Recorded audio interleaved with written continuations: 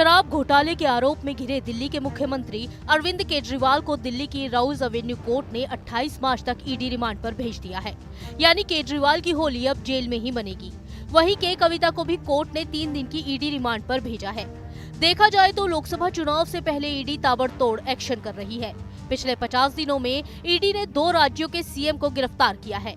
पहले हेमंत सोरेन और अब अरविंद केजरीवाल, दोनों ही सीएम पर मनी लॉन्ड्रिंग के आरोप लगे हैं।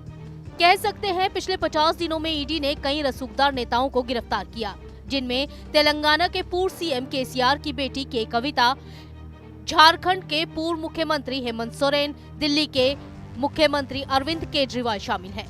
वहीं पिछले साल ईडी ने दिल्ली के डिप्टी सीएम मनीष सिसोदिया और आप के राज्यसभा सांसद संजय सिंह को भी गिरफ्तार किया था। अब आप सोच रहे होंगे कि इतने बड़े नेताओं को गिरफ्तार करने के लिए ईडी कैसे काम करती है और वो इतनी ताकतवर कैसे बन गई। तो आपको बता दें कि साल 1947 में फॉरेन एक्सचेंज रेगुलेशन एक्ट यानी FERA लागू हुआ।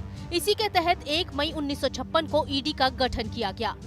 इससे पहले इसका नाम इन्फोर्समेंट यूनिट था, जिसे बाद में बदलकर इन्फोर्समेंट डायरेक्टरेट कर दिया गया। शुरुआत में ईडी का काम विदेशों में चल रहे एक्सचेंज मार्केट में लेन देन कर रहे लोगों की जांच करना था।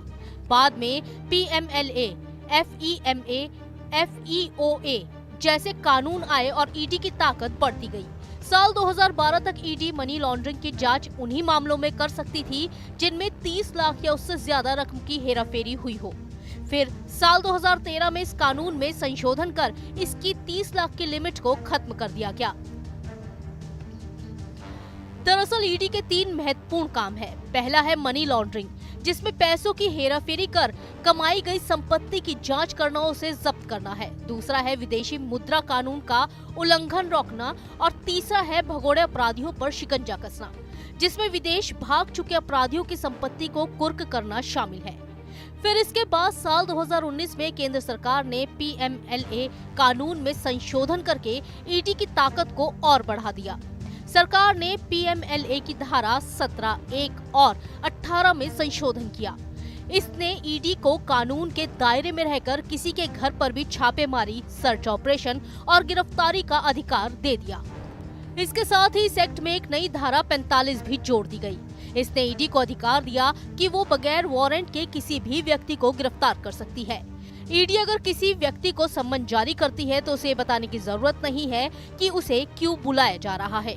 ईडी को यह अधिकार भी दिया गया कि अगर उसे लगता है कि कोई संपत्ति गैर कानूनी तरीके से कमाए गए पैसों से बनाई गई है तो उस पर भी कार्रवाई कर सकती है।